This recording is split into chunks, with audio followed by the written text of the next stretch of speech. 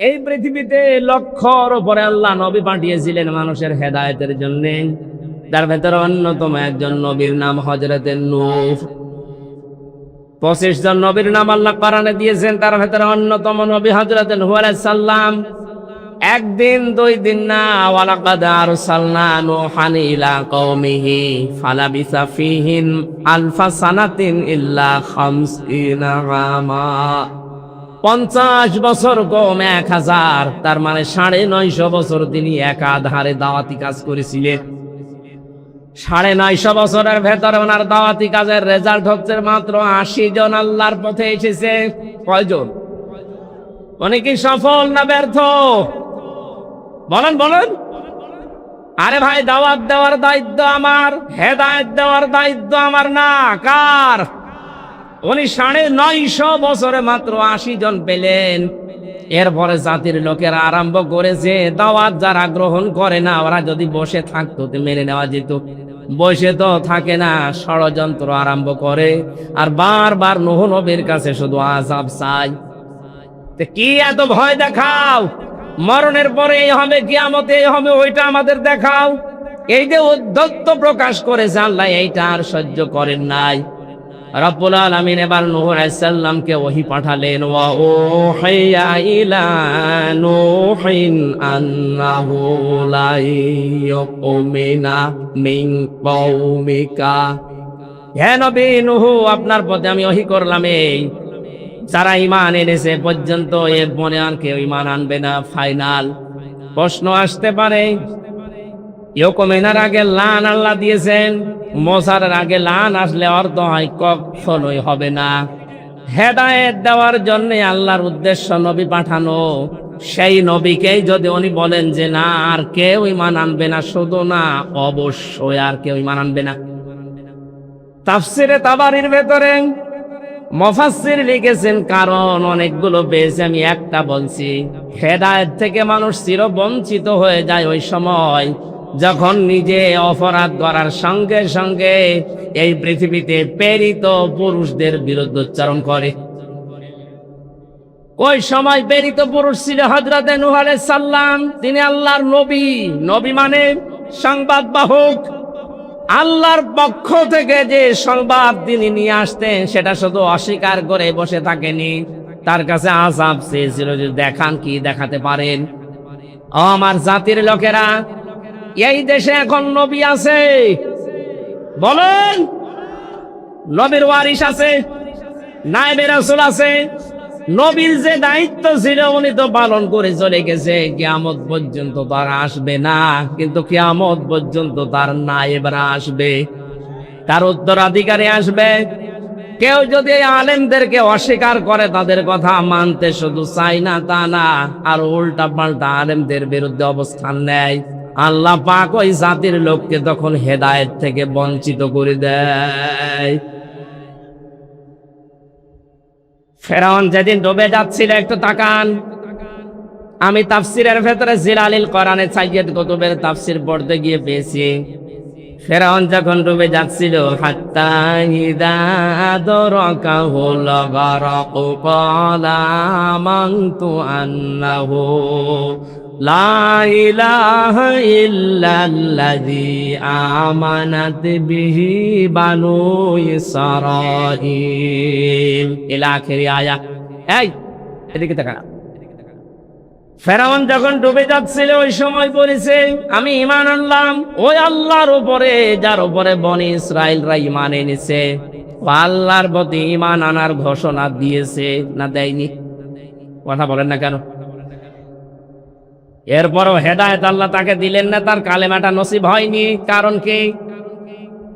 ও যদি বলতো লা ইলাহা ইল্লাল্লাহ মূসা কালিমুল্লাহ, আল্লাহর পক্ষ থেকে যে প্রেরিত পুরুষ ওই সময় ছিল হযরতে মূসা, তিনি নবী এবং রাসূল। আমি মেনে নিলাম, তাকেও আল্লাহ তাকে মাফ করে দিত। এটা জিবরাইলের বর্ণনা। বিশ্ব নবীকে জিবরাইল এসে কথা বলেছিল, হে নবী, ফেরাউন যদি ওই সময়ও আল্লাহর একাত্মবাদের ঘোষণা দেওয়ার পাশাপাশি মূসা নবীর রিসালাতের ঘোষণা দিত, আল্লাহ তারে মাফ করে দিত। কিন্তু কায়দা করে শুধু আল্লাহর প্রতি ঈমানের ঘোষণা দিয়েছে, আমানাত বিহি বানু ইসরাইল, বনি ইসরাইল রাজার উপরে ঈমান এনেছে, আমি ওই আল্লাহর উপরে বিশ্বাস করলাম। কিন্তু পরের শব্দে মূসা কালিমুল্লাহ এ শব্দ বলে না, যে মূসা আল্লাহর রিসালাত প্রাপ্ত। এজন্য জিবরাইলের মুখের উপরে কাদা দিয়ে মুখ আটকিয়ে দিয়েছে, যেন পরের শব্দ বলতে না পারে। প্রশ্ন আসতে পারে, জিবরাইল এ কাজ করলো কেন? এ কাজ করার পেছনে যতগুলো কারণ, তার অন্যতম কারণ হচ্ছে কোন মানুষ যখন শুধু আল্লাহর বিধান মানবে, আল্লাহর হুকুম মানবে, কিন্তু তার পাঠানো প্রেরিত পুরুষ নবী এবং রসুলদেরকে যারা মানবে না, এই মানুষকে আমার আল্লাহ জীবনের শেষে হেদায়েত থেকে বঞ্চিত করে দেবে। আমি আয়াতের তাফসীর আমার মনে হয় যারা আলেম আছে তারা শর্টে বুঝে ফেলেছেন। এই দেশে আজ অনেককে আমরা নামাজ পড়তে দেখি, রোজা রাখতে দেখি, হজ করে আসে, কিন্তু বিশ্ব নবী মুহাম্মদুর রাসূলুল্লাহ 10 বছর এই কোরআন দিয়ে রাষ্ট্র চালিয়েছে। এই কথা যখন আমরা বলতে যাই তখন ওরা রাজনীতি মনে করে। আল্লাহর হুকুম ফেরাউনের মতো মানতে রাজি আছে, কিন্তু রিসালাতের ঘোষণা দিতে রাজি না। মুহাম্মদুর রাসূলুল্লাহ ঘোষণা দিলেন নবীজির 10 বছর কোরআন দিয়ে রাষ্ট্র চালানো মানা লাগবে। এক কথা বলে না কেন? উনি টয়লেটে যাওয়ার সময় বলতেন, আল্লাহুম্মা ইন্নী আউযু বিকা মিনাল খুবুসি ওয়াল খাবাইস। বের হওয়ার সময় বলতেন, গফরানাকা আলহামদুলিল্লাহিল্লাযী আযহাবা আনিল আযা ওয়া আনি। এই মুসলমানেরা, এই যে শব্দ দুইটা বলা আর বের হওয়া, 8-10 মিনিট টয়লেটে থেকেছে। আমি তো আজকে এইটা করে কিছুক্ষণ আগে এই যে কাজ করে আসলাম 8-10 মিনিট। পোড়াটা আমার রাসূলের তরিকায় ছিল, এর জন্য পোড়াটা ইবাদত। ঠিক এই কথা বলা না, এটা ইবাদত না? বলেন, আমার 8-10 মিনিট রাসূলের তরিকায় থাকার কারণে যদি ইবাদত হয়, বিশ্ব নবীর জীবনীকার মানুষ 8-10 মিনিট ছিল? বলেন, উনি 10 বছর এইটা দিয়ে রাষ্ট্র চালিয়েছিলেন। এই কথা বলতে গেলে, রূপরেখা দিতে গেলে, তখন আপনি রাজনীতি মনে করেন, দুনিয়ার কাজ মনে করেন, আমাকে শত্রু মনে করেন। আপনার মুহাম্মদুর রাসূলুল্লাহ পড়া হয়নি, বিশ্বাস করেন আপনারও মরণের সময় ফেরাউনের মতো ঈমান নসিব হবে না। আমি তো এইটাই দেখতে পাচ্ছি এদেশে অনেকের জীবনে। এই যে দরবেশকে মাঝে মাঝে দেখতাম আল্লাহর ঘর কাবায় যেত, হজ করে আসতো, নামাজ পড়ে, রোজা রাখে, এত বড় বড় দাঁড়িয়ে রেখেছিল, কিন্তু রসুলের জীবনের কথা যখনই বলতে যাবেন, রাজনৈতিক জীবন যেটা বিপ্লবী জীবন, বলতে গেলে জঙ্গিবাদ, বলতে গেলে মৌলবাদ। এক কথা বলে না কেন? আপনি আর ফেরাউন তো এক। শুধু উনি না, এদেশে এখনো অনেক দরবেশ এমন আছে। এক কথা বলা লাগবে। আল্লাহর কথা বলেন, ঠিক আছে, নামাজ পড়ি, আমি রোজা রাখি, আমি হজ করে এসেছি, কিন্তু রাসূলের রিসালাত মেনে নেওয়ার কথা যখন বলা হয়, মুহাম্মাদুর রাসূলুল্লাহ, তখন রাজনীতির গন্ধ খুঁজে। আমার মনে হয় এখন যদি রাসূলুল্লাহ বেঁচে থাকতেন, ও ঠিক ফেরাউনের মতো আচরণ করত। আমার সাথে যদি করতে পারেন, আমি যে রাসূলের নায়েব, রাসূল থাকলে ওইটাই করতেন। বিশ্বনবীর টয়লেট আপনি মেনে নিতেন 10 মিনিট, রবির খাওয়া মেনে নিতেন 8-10 মিনিট, কিন্তু বিশ্বনবী মুহাম্মদুর রাসূলুল্লাহ সাহাবীদের সাথে যে আচরণ করেছিলেন, কাফেরদের সাথে যে আচরণ করেছিলেন, 27টা যুদ্ধে তিনি নিজে নেতৃত্ব দিয়েছিলেন সেনাপতি হয়ে, ওইটা দেখলে আপনি বলতেন রাজনীতিবাদ। আল্লাহর কসম, আপনার হজ করার পরে, নামাজ পড়ার পরে, রোজা রাখার পর মরণ হবে ফেরাউনের মতো। আশা করছি আমি কথা বোঝাতে পেরেছি। ক্লিয়ার না হলে আমি রিপিট করব। যারা আল্লাহর কথা মানতে চান ফেরাউনের মতো, লা ইলাহা ইল্লাল্লাহ, কিন্তু মূসা কালিমুল্লাহ মানতে চান না, আপনার মরণ হবে ফেরাউনের মতো বেঈমান অবস্থা। ঘোষণাও দিয়েছিল, আনা মিনাল মুসলিমিন, আমি তো মুসলমান। এরপরও ফেরেশতারা বারবার মারে, পানির ভেতরে সুবাই কেন? আল্লাহ বলেন, আল-আন, এখন এর আগে তুই বড় সন্ত্রাসী, স্বৈরাচারী ছিলি, মানুষের উপরে জুলুম করতি। এই জন্য মানুষ হয়ে যারা মানুষের উপরে জুলুম করে, তাদেরকে আল্লাহ হেদায়েত থেকে বঞ্চিত করে দেয়। এরা নবীর কথা মানে নাই, শুধু মানে নাই তা নাই, ঠাট্টা বিদ্রুপ করতে আছে এবং বলছে কিয়ামত নিয়ে আস, আযাব নিয়ে আস। আল্লাহ তখন বলেন, আর ঈমান আনবে না। আন্নাহু লা ইউমিনা মিন কওমিকা ইল্লা মান ক্বাদ আমানা, যারা ঈমান এনেছে আপনার ওই 80 জন, এর বাইরে আর কেউ ঈমান আনবে না, সুতরাং আমাদের কপাল পুড়ে গেছে। আপনি এক কাজ করেন, ফালা তাবতাইস, আফসোস করবেন না ওদের বিমা কানু ইয়াফআলুন, ওদের কাজের উপরে ছেড়ে দিন, আমি আল্লাহ এবার দেখছি কি করা যায়। হযরতে মুসা হযরতে নূহ আলাইহিস সালামকে আল্লাহ এবার আদেশ দিলেন, ওয়াসনাইল ফুলকা বিআয়ুনিনা ওয়া ওয়াহয়িনা, আমার নির্দেশ মতো আমি আল্লাহর তত্ত্বাবধানে আমার চোখের সামনে বিআয়ুনিনা, আমার চোখের সামনে আমার নির্দেশ মতো আমার ওহী মতো নৌকা তৈরি করো, বানাতে কিস্তি বানাও, 1 তলা 2 তলা 3 তলা। হযরতে নূহ আলাইহিস সালাম 3 তলা কিস্তি বানিয়েছিলেন এমন সময়, যে সময় পানির হাহাকার চলছিল ওই দেশে, মরুভূমি এলাকা, চারিদিকে এমনিতেই পানির হাহাকার চলছে। হযরতে নূহ এই কঠিন অবস্থায় নৌকা বানালেন। ওয়াসনাউল ফুলকা ওয়া কুল্লামা মাররা আলাইহি মালাউম মিন কওমিহি সাখিরু মিনহু, ওই দেশের নেতা যারা আছে তারা নৌকার পাশ দিয়ে সকাল বিকাল যায় আর ঠাট্টা বিদ্রুপ করে। এলাকার মাথায় এখনো পর্যন্ত ভালো ছিল, কিন্তু এ কি আরম্ভ করেছে, আমরা পানির যন্ত্রণায় বাঁচি না, পানির অভাবে বাঁচি না, আর এর ভেতরে নৌকা বানাতে আরম্ভ করেছে। আল্লাহ রাব্বুল আলামিন বলেন, মুসা নূহ এদের ঠাট্টা বিদ্রুপে পাত্তা দিও না, বানাতে থাকো, বানাতে থাকো, নৌকা তৈরি করতেই থাকো, করতেই থাকো। উনি তৈরি করা শেষ করলেন। খেয়াল করে দেখেন, হযরতে নূহ আলাইহিস সালামকে আল্লাহ এবার ডাক দিলেন, নূহ জোড়ায় জোড়ায় তুলে নাও নৌকায়। এর পরবর্তী আয়াতে আল্লাহ দিয়েছেন এই শব্দগুলো, ফাসাউফা তা'লামুন, অতি শীঘ্রই আমি আল্লাহ তোমাদেরকে এমন কিছু জানাচ্ছি যে আযাব আসার কথা আছে, আযাব শুরু হয়ে যাবে। সোলার ভেতর থেকে পানি উঠতে আরম্ভ হয়ে গেছে, উপর থেকে পানি বৃষ্টি নাজিল হচ্ছে, সারা পৃথিবী পানি পানি, থই থই। উনি আরম্ভ করলেন এই কিস্তিতে, এই নৌকাতে তোলার জন্য। প্রথমে 1 তলায় তুলেছিলেন পশু পাখি যারা আছে, এরপরের তলায় তুললেন ওরা রাহাল পরিবার যারা আছে, কিন্তু সন্তান ইয়াউম বা কেনান, 2টা নাম আছে তাফসিরে। ইয়াউম বা কেনান এই ছেলেটার তার নিজের স্ত্রী, এই 2 জনকে বাদ দিয়ে পরিবারস্থ লোকদেরকে তিনি তুলে নিলেন। 3 নম্বরে আল্লাহ পাক বলেন, ওমান আমান, যারা ঈমান এনেছিল ওই 80 জনকেও আপনি তোলেন। কি পেলেন আপনি খালি শুনিয়ে যাচ্ছেন। ইতিহাস থেকে, এই তাফসীর থেকে শিক্ষার বিষয়ে আজ যারা এই 15.5 বছরে তাদের এই নৌকাকে নূহ নবীর নৌকার সাথে তুলনা দিয়েছিলেন, এক কথা বলেছেন। আরে নূহ নবীর নৌকায় উঠতে হলে শর্ত হচ্ছে ঈমান থাকা লাগবে, কোন জালেম নৌকায় উঠতে পারবে না।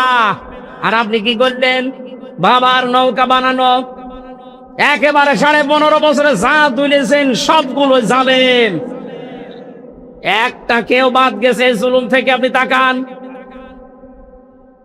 এই 15.5 বছরে আপনি যাদেরকে তুলেছিলেন নৌকায়, অধিকাংশ গুলো সব বেঈমান আর সবগুলো জালেম। অথচ নৌকায় উঠতে হলে ইমানদার হওয়া লাগবে, বেঈমান হওয়া যাবে না, জালিম হওয়া যাবে না। সব তুলে নিয়েছেন।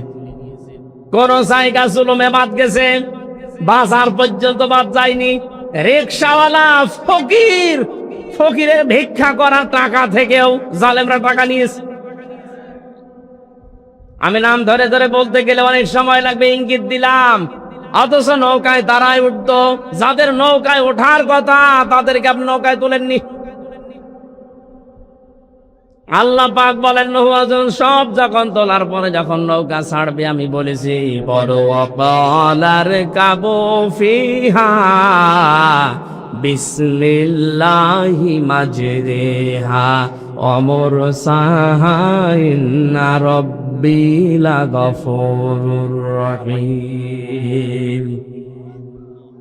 এখানে আরোহণ করার পরে কয়েকটা কথা বলতে বলেছিলেন।